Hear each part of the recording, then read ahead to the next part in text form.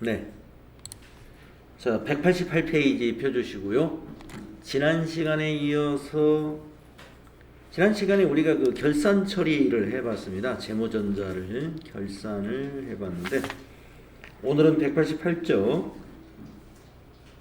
재무제표 작성하기 이 부분 좀 살펴보도록 하겠습니다.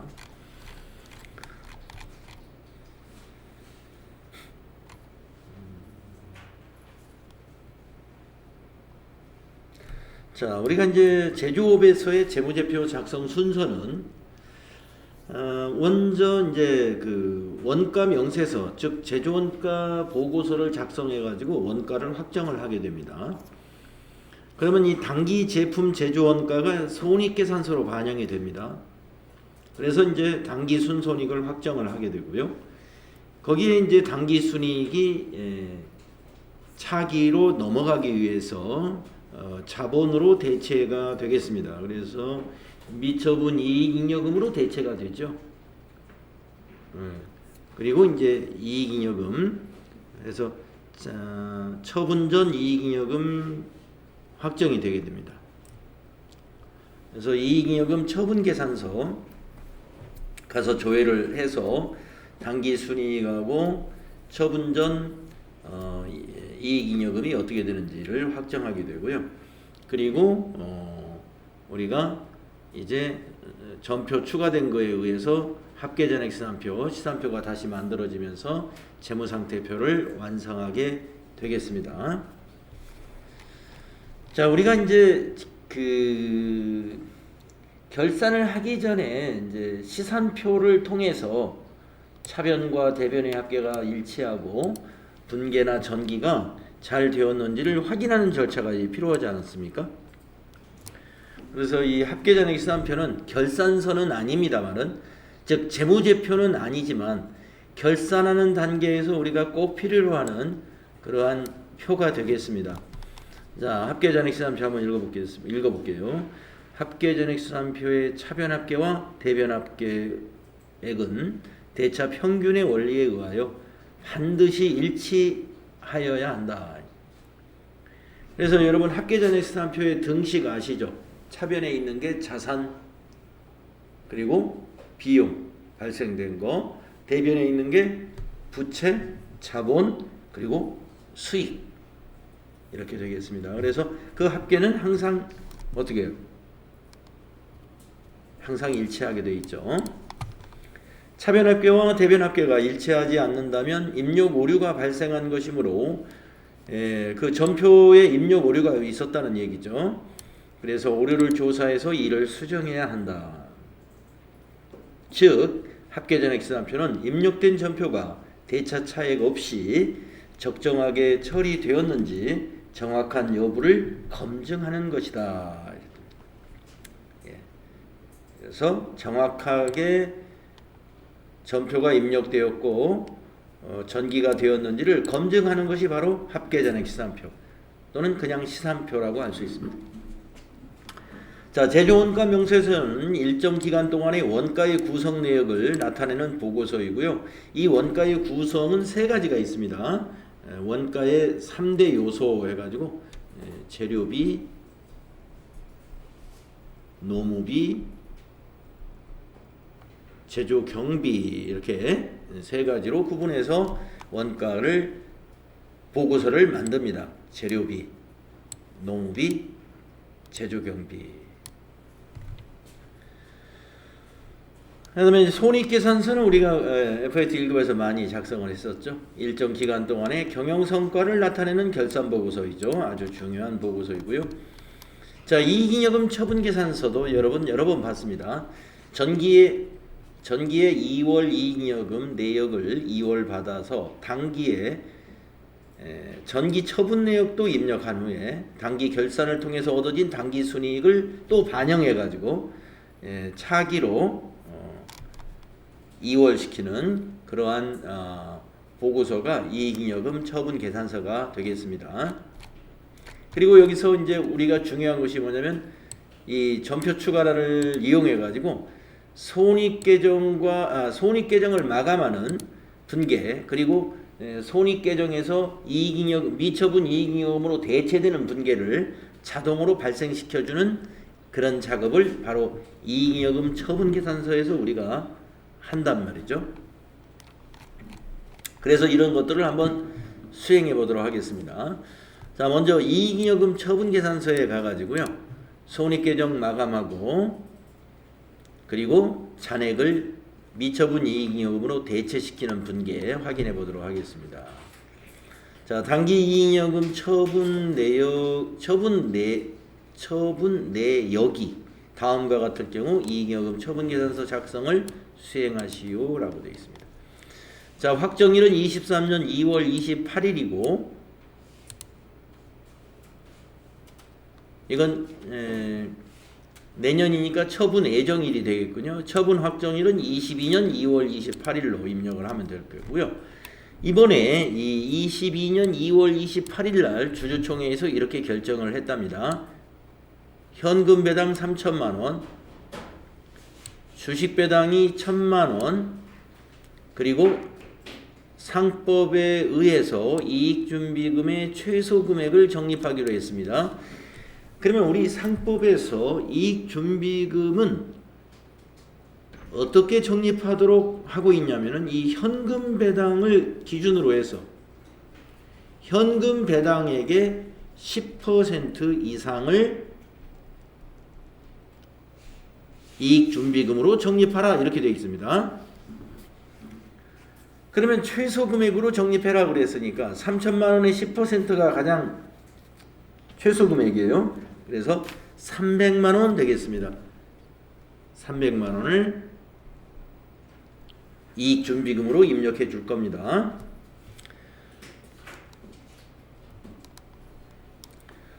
자, 그러면 우리 이익잉여금 처분계산서 한번 들어가 보겠습니다. 여러분 재무전자로 로그인 되어 계시죠? 재무전자에서 결산 재무제표 쪽에 가면은 여기 가운데 이익잉여금 처분계산서 있습니다. 클릭하시고요. 자, 처분 예정일은 2023년 02월 28일이라 이렇게 되어 있죠. 그 다음에 사기, 이번 사기의 처분 확정일 2022년 2월 28일 0228 이렇게 입력해 주세요. 자, 이제 밑에다가 처분 내역은 우리가 그동안 입력해 본 적이 없었을 거예요. 여기다 입력하는 겁니다. 여기 보면은 이익잉여금 처분액이라고 빨간 글씨로 중간에 보이실 거예요. 거기에 이익준비금 여기다 입력하고 미지급 배당금, 미교부 주식 배당금 이렇게 세 군데 지금 입력이 필요하겠습니다. 자, 그러면 이익준비금은 현금 배당의 10% 최소 금액을 입력하라고 그랬으니까 여기다 300만 원 입력해 주시고 엔터. 그 다음 밑으로 내려와서 미지급 배당금은 현금 배당을 하는 금액을 미지급 배당금이라고 그래요. 그래서 여기다가 3천만 원 입력해 주시고 엔터. 그 다음 그 밑에 있는 미교부 주식 배당금이 있죠. 미교부 주식 배당금은 주식 배당을 거기다 입력하는 것입니다. 주식 배당 입력하시면 되겠습니다. 주식 배당이 1,000만 원이죠. 1,000만 원 입력하시면 돼요.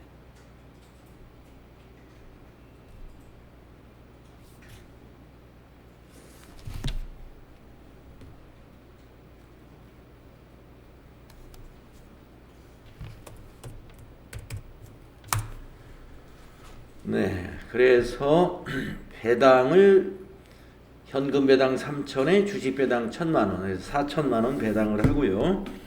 현금 배당이 10%에 해당되는 300만 원을 이익 준비금으로 또 적립을 했습니다. 그러면 4,300만 원을 우리가 처분한 거예요. 그래서 전기에 2월 된 금액 중에서 4,300만 원을 처분하면 남은 금액이 이제 1,108 1,108 네, 1187만 4천 원이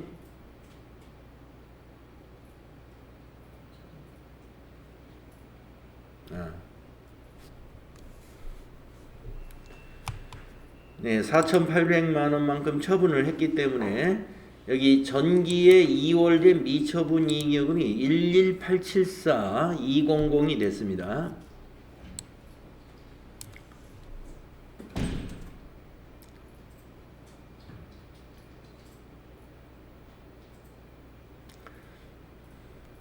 자, 요거는 전기에 넘어온 미처분 이익잉여금이고요. 당기의 순이익이 여기 이거예요. 당기 순이익이 그 두 개가 더해져서 7억 4,500 89,000원이 차기로 2월 되겠습니다. 네, 그 중에서 지금 4,300만 원을 당기에 처분했기 때문에 차기로 2월 되는 미처분 이익여금은 요만큼이 차기로 2월 되는 겁니다. 요만큼만.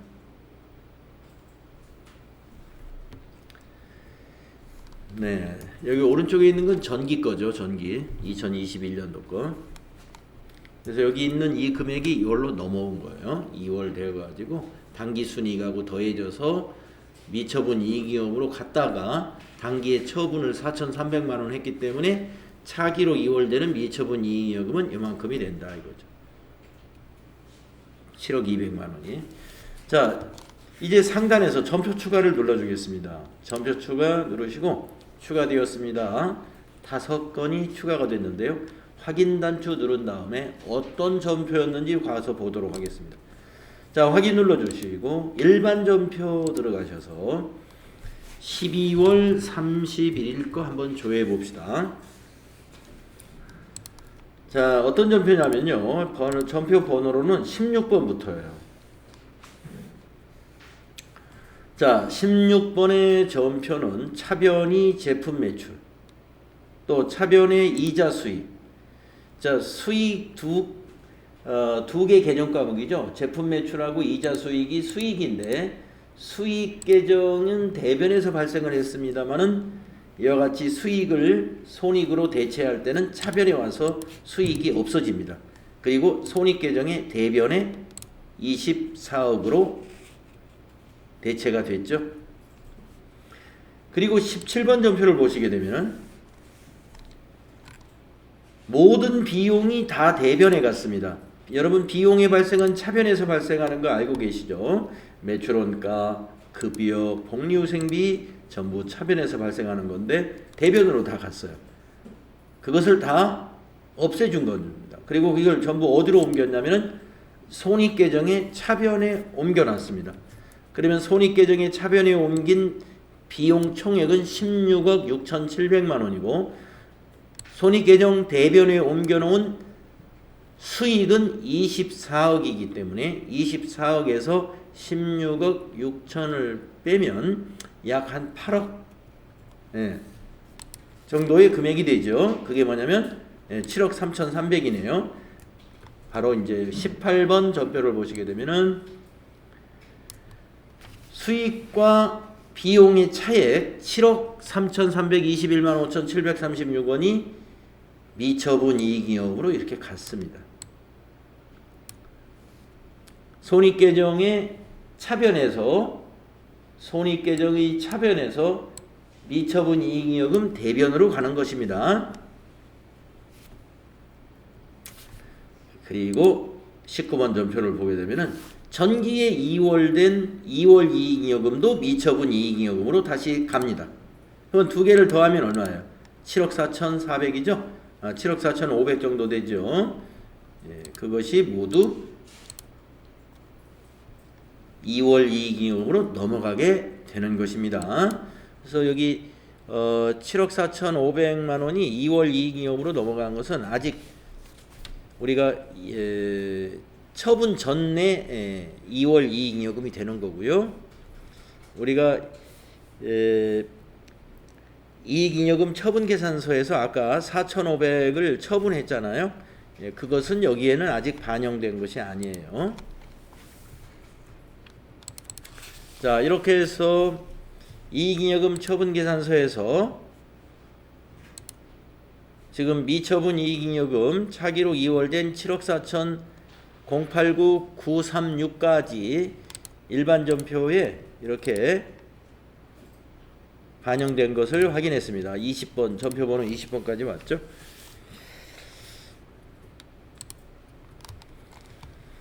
자, 밑에 수행과제 풀이를 보시면 우리가 입력한 거하고 결과가 똑같습니다.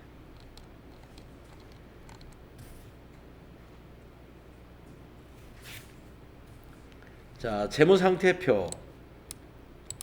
재무상태표는 일정 시점에 기업의 재무상태를 나타내는 결산보고서입니다.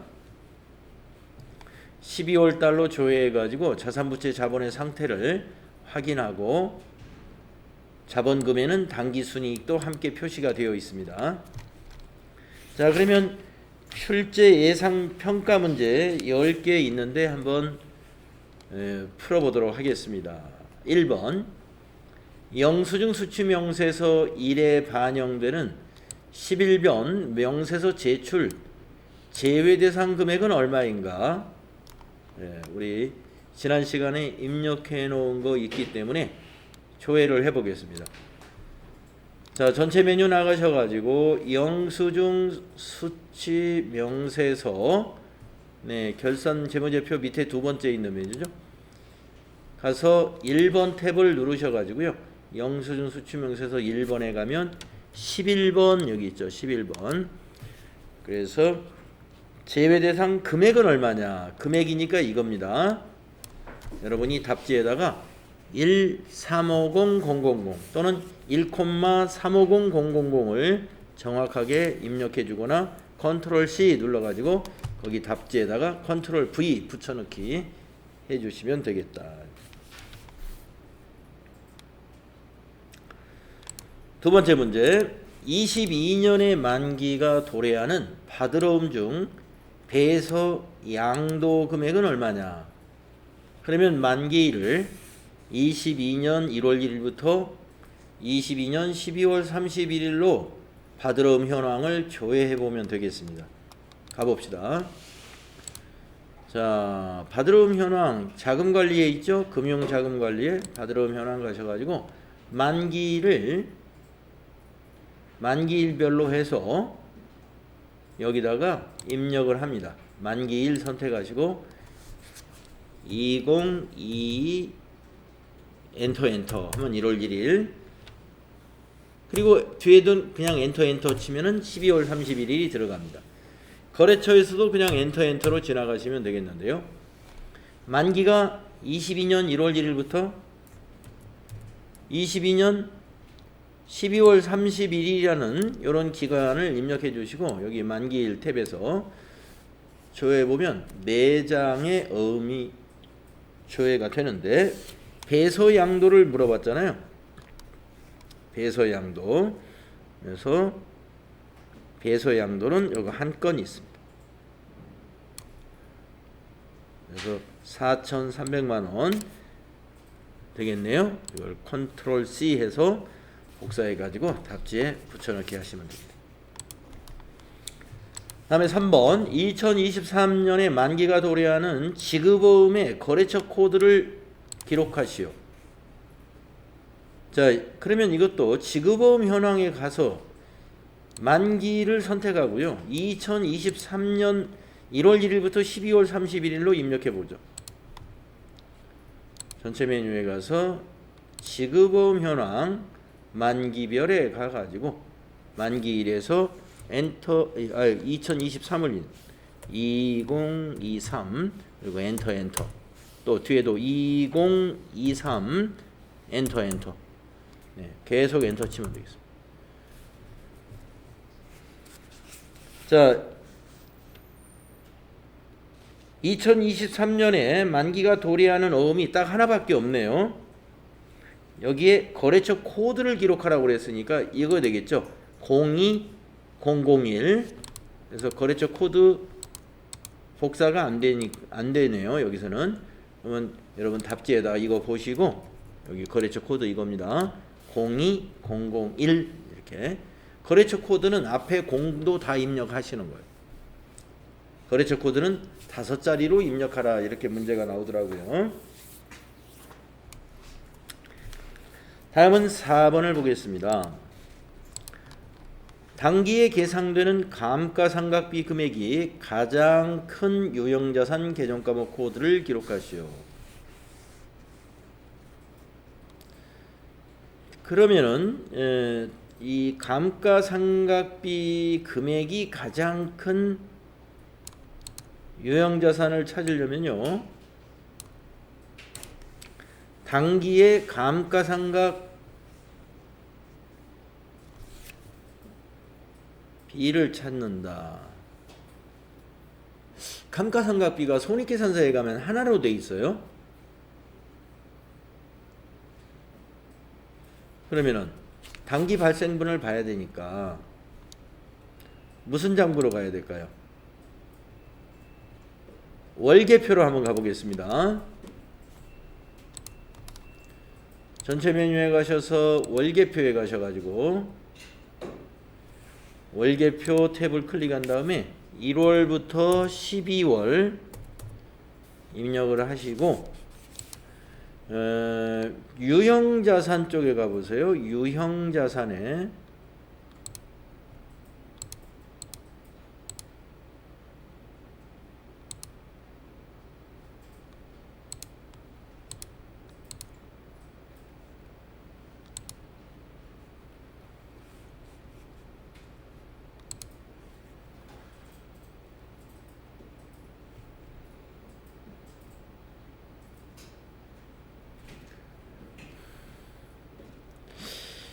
그런데 네, 유형자산의 대변 여기 감가상각 누계 예결 보시면은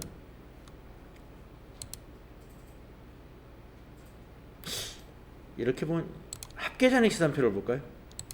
네, 합계잔액시산표를 12월 31일로 조회해 보겠습니다.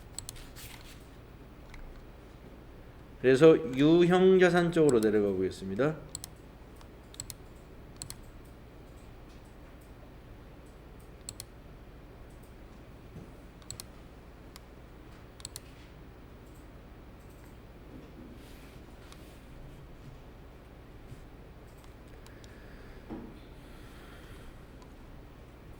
자, 유형자산에서 건물의 경우는 전부 다 단기에 발생해냈나요?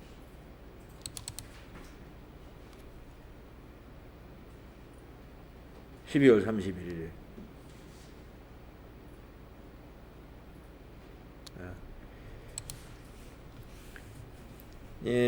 건물의 감가상각 누계액이 있는 부분을 한번 더블 클릭해 보겠습니다. 그랬더니 12월 31일 날 이렇게 보니까 저기 미안합니다. 이거는 저기에 가면 되죠. 월별 감가상각 계상 걸로 가야겠습니다. 그쪽으로 가지 마시고 여기 고정자산 등록에 월별 감가상각비 계상 우리 저장해 놓은 거 있죠? 여기를 1월부터 12월로 보겠습니다. 12월 31일로 보겠습니다. 네, 저장된 데이터 불러내시고 여기서 봐야 되겠어요. 여기서 12월 누적 감가상각비로 해서 자, 그래서 계정과목별로 보면은요, 차량 운반구 900만 원이 요게 12월 누적 감가상각비 이 항목을 보는데요. 비품이 22만 5,500원, 개발비가 60만 원,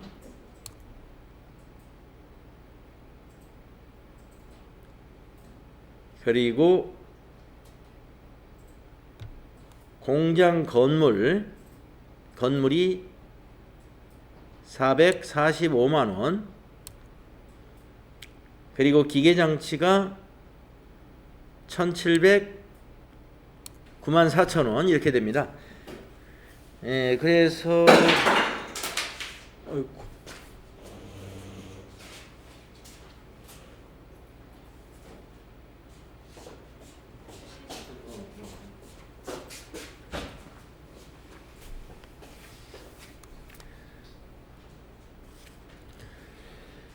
그래서 금액이 가장 큰 거 여기서 찾아주시면은 이거 되겠죠? 기계장치. 네. 기계장치 월별 감가상각비 계상에서 찾으면 되겠습니다. 그래서 기계장치의 계정 과목 코드를 기록해야 되죠. 기계장치의 계정 과목 코드는 여기를 더블 클릭 한번 해보겠습니다. 기계장치를 더블 클릭을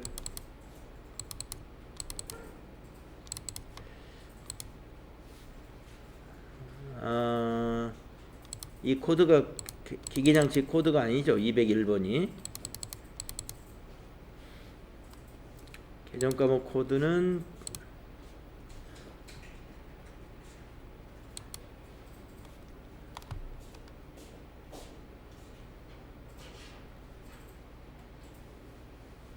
아까 열어놨던 합계잔액 시산표에 가서 기계장치를 한번 더블 클릭해 보세요.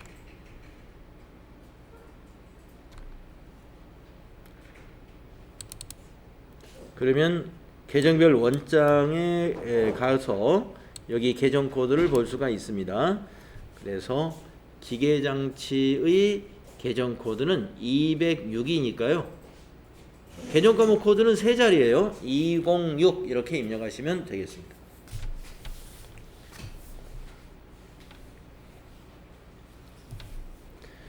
시험에서는 어떤 장부에서 찾아라고 장부를 이렇게 찍어주기 때문에 지금처럼 합계잔액 시산표에서 봐야 되나 또 월별 감가상각비 계상에서 봐야 될까 이렇게 왔다 갔다 할 일은 없을 거예요.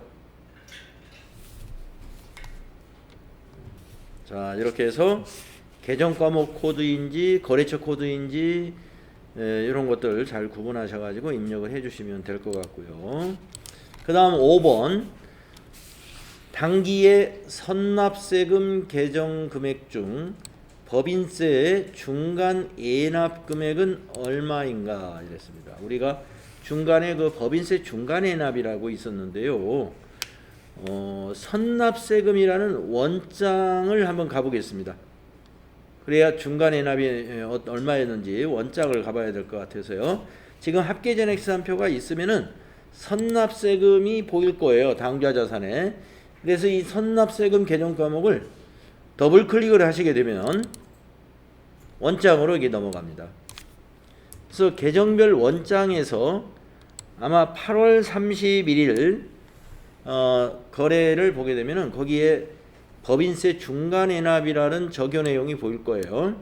그래서 금액은 980만 원이니까 중간예납 금액을 물어봤죠. 980만 원을 클릭한 다음에 컨트롤 C에서 답안에다가 붙여넣기 해주면 된다. 다음은 6번을 보겠습니다. 당기에 발생한 영업의 비용 중 금액이 가장 큰 계정 과목 코드를 기록하시오. 영업의 비용 중에서 가장 큰 계정 과목 코드다. 그러면은 손익계산서 한번 가보겠습니다. 손익계산서 12월 달로 조회하면 당기께 보이는데, 자, 영업의 비용이 지금 이렇게 이자 비용, 외화 환산 손실, 매출 채권 처분 손실, 재고자산 감모 손실 이렇게 4개가 보이게 되는데 그 중에 외화 환산 손실이 금액이 제일 크네요.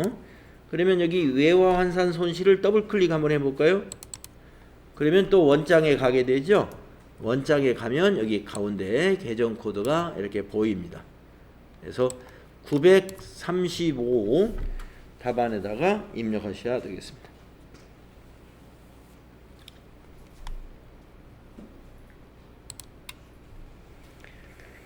다음 7번 당기 제조원가 명세서에 당기 제품 제조원가는 얼마냐 그랬는데 이거는 여기에서도 지금 보입니다. 우리가 지금 손익계산서를 열어놓고 있는데요. 손익계산서에 매출 원가를 계산하는 그 과정에 여기 보시면 당기 제품 제조원가가 있단 말이죠. 우리가 제조업의 매출 원가는 기초 제품 재고액에다가 당기 제품 제조 원가를 더해서 기말 제품 재고액을 빼가지고 당기 제품 매출 원가를 산출을 하거든요. 그래서 이 당기 제품 제조 원가는 이 손익계산서에서도 여기에서 볼 수가 있어요. 그래서 1,457,114,000을 컨트롤 C에서 붙여넣기 하면 되고요. 다만 7번에서는 제조원가 명세서라고 이렇게 찍어줬으니까 제조원가 명세서에 가도 당기 제품 제조원가는 이 숫자하고 똑같습니다. 하나 볼게요. 제조원가 명세서, 여기 결산 재무제표 안에 손익계산서 바로 밑에 있어요. 클릭을 해서 12월로 작성을 합니다. 그러면은 전기와 단기의 제조원가 명세서가 작성이 되는데, 자, 왼쪽이 단기잖아요. 자, 구성을 보시면은 위에서부터 1번 원재료비, 이게 재료비예요. 12억. 2번 노무비 1억 7,500. 3번 경비, 이게 제조 경비예요. 3,600만 원. 그래서 요 세 가지를 더하면 당기 총 제조 비용이 나와요. 당기 총 제조 비용에서 기초 제공품 재고액을 더하고 기말 제공품 재고액을 빼주게 되면은 당기 제품 재고액이 나옵니다. 아니, 당기 제품 제조원가가 나옵니다. 근데 지금 제공품은 하나도 없는 걸로 되어 있으니까 여기 있는 14억 5,700만 원이 그대로 당기 제품 제조원가로 그대로 왔습니다. 이 14억 5,711만 4천 원이 손익계산서에 당기 제품 제조원가로 간 거예요. 그래서 이 숫자를 여러분이 답안에 입력하실 때 클릭해서 복사가 되면 하시고, 안 되면은 손익계산서에 가면 복사를 뜰 수가 있죠. 여기 가서 컨트롤 C 해가지고 붙여넣기 이렇게 하셔도 되고, 아니면 제조원가 명세서에서 이거 보고 이 숫자를 그대로 입력해도 되겠습니다. 다음 8번이죠. 12월 말 재무상태표에 표시되는 퇴직연금 운용자산의 잔액은 얼마인가? 그러면 재무상태표를 가보겠습니다. 재무상태표 12월 달로 조회해 보시면, 자, 우리가 이 퇴직연금 운용자산은 부채의 차감 계정이면서 자산인데요. 우선은 부채로 가기 전에 보니까 투자자산 안에 있어요. 이 투자자산의 퇴직연금 운용자산은 뭐냐면은 퇴직급여 충당 부채보다 초과해서 퇴직연금 운용자산이 불입이 되어 있으면 그 초과된 금액은 투자자산으로 정리한다. 그겁니다. 네. 자, 그래서 퇴직연금 운용자산은 투자자산으로 분류된 게 1,020만 원이고요. 그럼 밑으로 내려가서 비유동 부채 쪽으로 가보겠습니다. 자, 비유동 부채의 퇴직연금 운용자산을 보면은 2,780만 원이 위에 있는 퇴직급여 충당 부채하고 동일한 금액이죠. 그래서 퇴직급여 충당 부채만큼은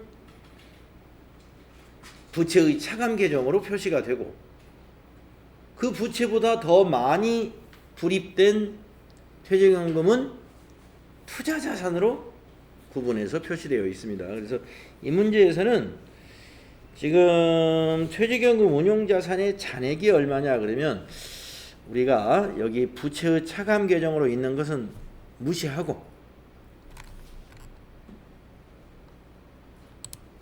투자자산에 있는 10, 200, 000 요것만 답을 기록해야 될 것 같아요. 다만 질문에서 부채의 차감 계정을 포함해서 얼마냐 이렇게 물어봤으면 밑에 것까지 더해서 해야 되겠죠. 지금 그냥 이렇게만 물어보면 차산에 있는 것만 답을 쓰는 수밖에 없을 것 같습니다. 10, 2000, 00. 근데 아까도 말씀드렸습니다만은 퇴직연금 운용자산은 원래는 자산은 자산인데 자산에 표시되는 계정 과목은 아니에요. 먼저 퇴직급여 충당 부채의 차감 계정으로 표시되는 거예요. 그런데 그 퇴직급여 충당 부채보다 더 많이 적립이 되어 있을 때는 그때 자산으로 넘어오는 거예요.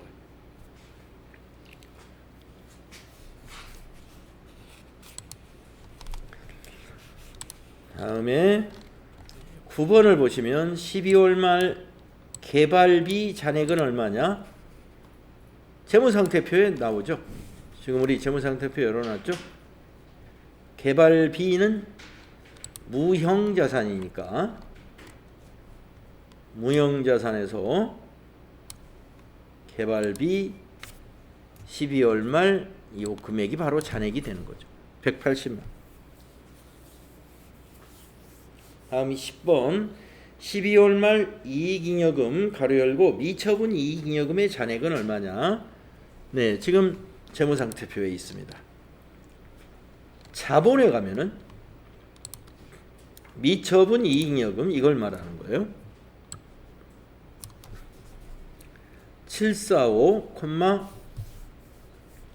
745,089,936이 됩니다. 745,089,936이 된다.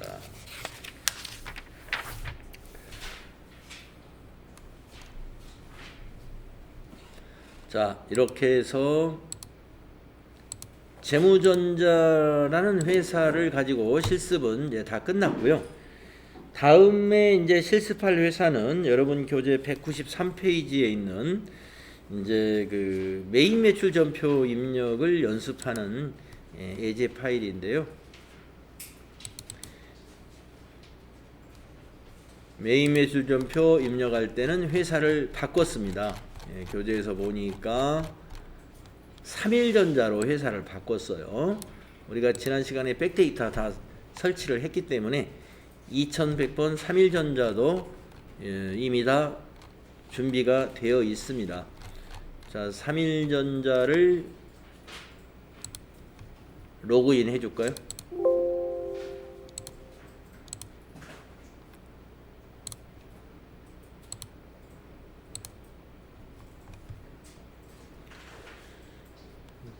삼일전자의 회사 등록된 내용을 한번 잠깐 보겠습니다. 삼일전자는 업종이 뭔가 보니까 업태는 제조업이고 종목은 컴퓨터 제조업이네요. 재무전자도 컴퓨터 제조업이었죠. 네, 삼일전자도 역시 컴퓨터 제조업이다. 이렇게 되어 있습니다.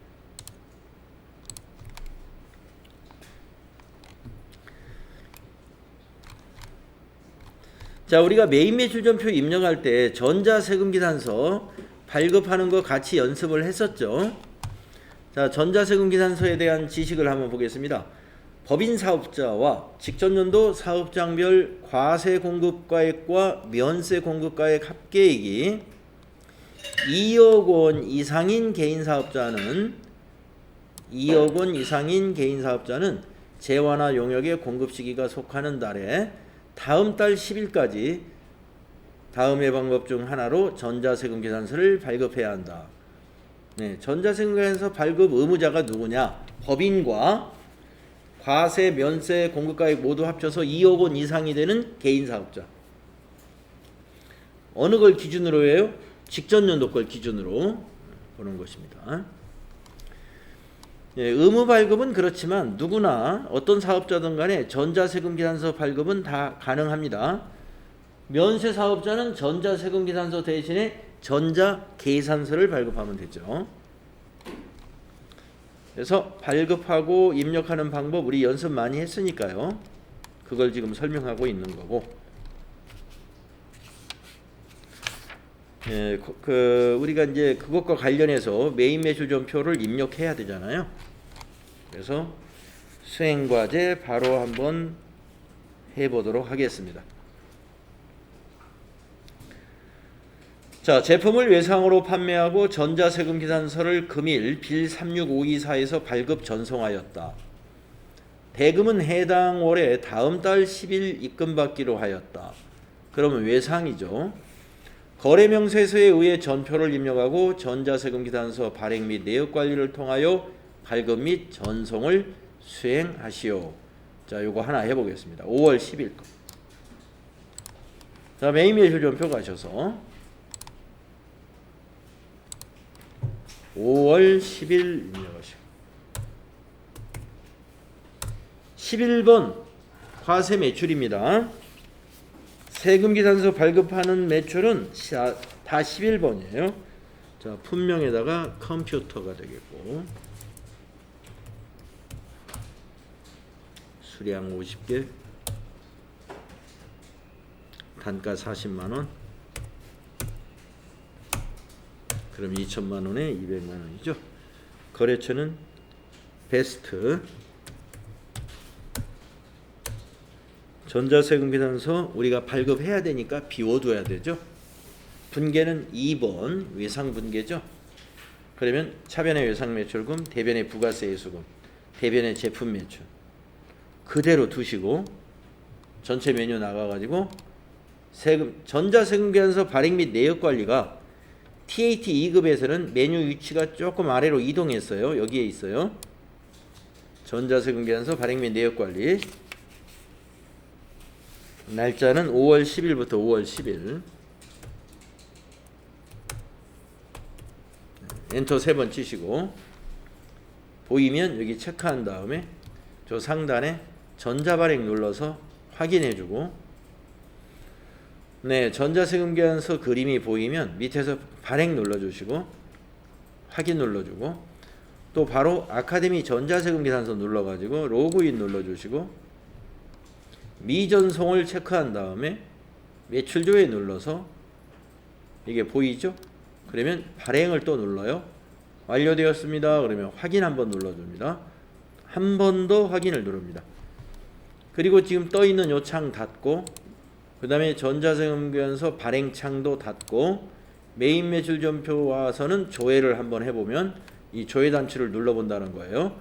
그러면 여기 아까 비워뒀던 여기에 전자 발행이라고 나타나게 됩니다.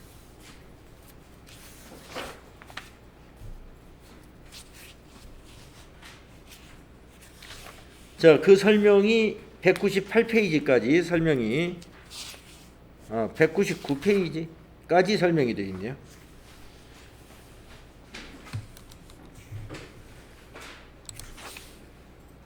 200페이지로 가볼까요?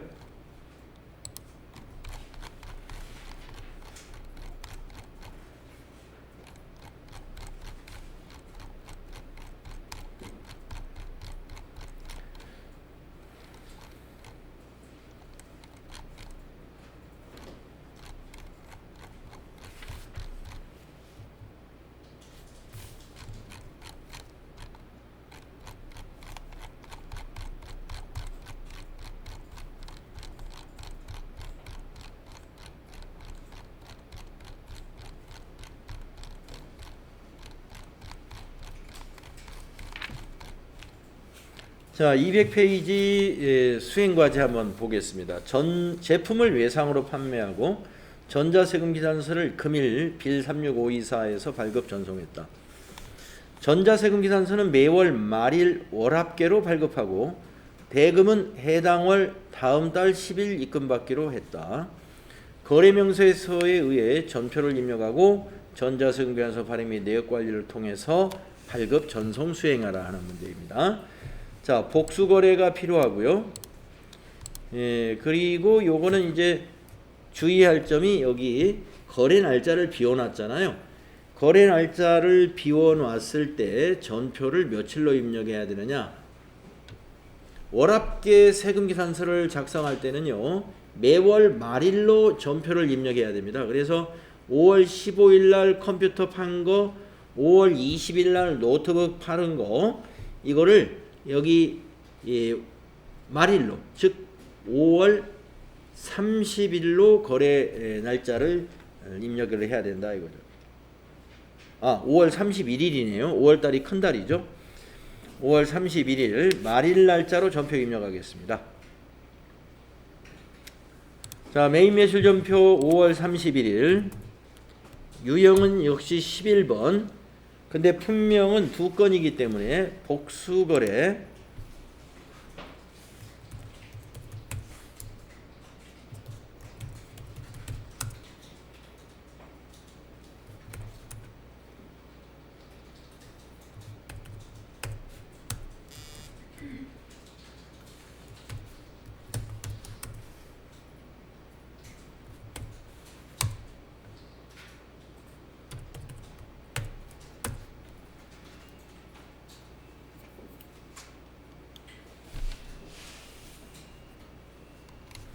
확인.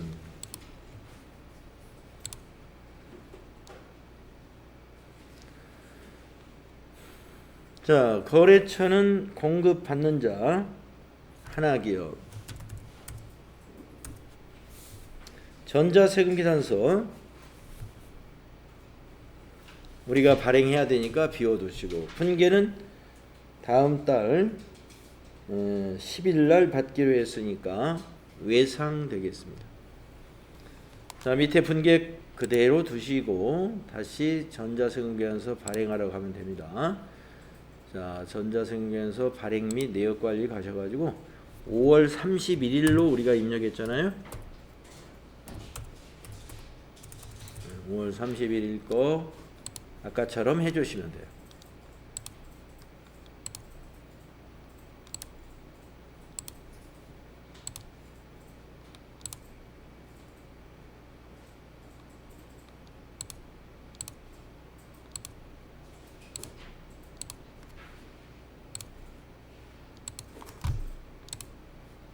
이렇게요.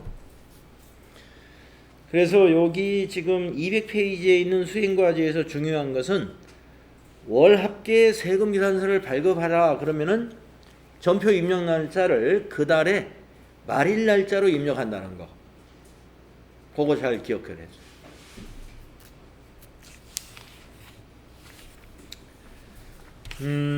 그렇게 해서 오늘 1교시는요 여기까지 연습하고, 다음 시간에 이제 수정 전자세금 계산서, 수정 전자세금 계산서를 발급하는 연습을 좀 하겠습니다.